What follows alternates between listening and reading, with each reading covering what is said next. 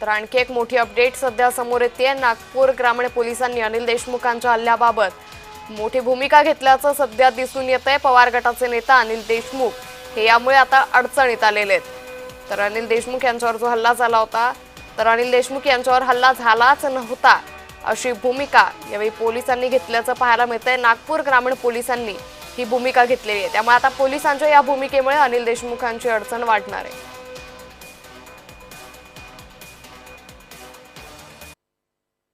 2024च्या विधानसभा निवडणूक अनिल देशमुख यांच्यावर झालेला जो हल्ला होता तो खोटा असल्याचा दावा जो आहे तो पोलिसांनी उघड केला आणि या संदर्भात जो न्यायालयात बी रिपोर्ट जो सुद्धा सादर केलेला आहे, या संदर्भात आपल्यासोबत बोलण्यासाठी जे आहेत ते पंकज भोयर जे आहेत गृहराज्यमंत्री, त्यांच्याशी आपण बातचीत करूया। काय सांगाल, ज्यांच्यावर जो हल्ला झाला होता अनिल देशमुख यांच्यावर जो खोटा असल्याचा दावा ग्रामीण पोलिसांनी सादर केलेला, काय सांगाल या संदर्भात?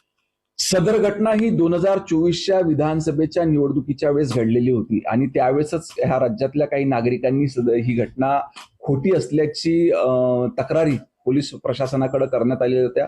या अनुषंगानं सखोल तपास, सखोल चौकशी पोलीस विभागाच्या वतीनं करण्यात आलेली आहे आणि याचे जे फाइंडिंग्स मिळालेले आहेत ते फाइंडिंग्स पोलीस विभागाच्या वतीनं न्यायालयामध्ये सादर करण्यात आलेले आहे। प्रकरण न्यायालयात असल्यामुळे मी जास्त भाष्य करणं योग्य ठरणार नाही, परंतु पोलीस विभागाने आपले फाइंडिंग्स न्यायालयात दिलेले असून पुढील न्यायालयाच्या आदेशानंतर योग्य ती कारवाई प्रशासनाच्या वतीनं, पोलीस विभागाच्या वतीनं करण्यात येईल। जी तक्रार जी करण्यात आली होती, तक्रारदारीच्या विरोधात जे आहे ते त्या संदर्भात जे आहे ते त्यांनी आरोप सुद्धा लावले होते की माझ्यावरती 4 लोकांनी जे आहे ते दगडफेक केली होती आणि याविषयी अनिल देशमुखवर गुन्हा दाखल होऊ शकतो का, कारवाई होऊ शकतो काय?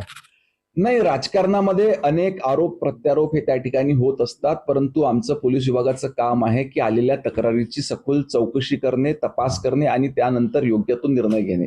ह्या प्रकरणाच्या संदर्भामध्ये हे प्रकरण न्यायालयात असल्यामुळे तपासाअंती जे फाइंडिंग्स मिळाले ते फाइंडिंग्स पोलीस प्रशासनाच्या वतीनं, पोलीस विभागाच्या वतीनं न्यायालयामध्ये सादर करण्यात आलेले। याच्यानंतर न्यायालय आम्हाला जे निर्देश देतील त्याचं पालन करणे। गृहराज्यमंत्री पंकज भोयर, तेजस मौतुरे, जय महाराष्ट्र, नागपूर।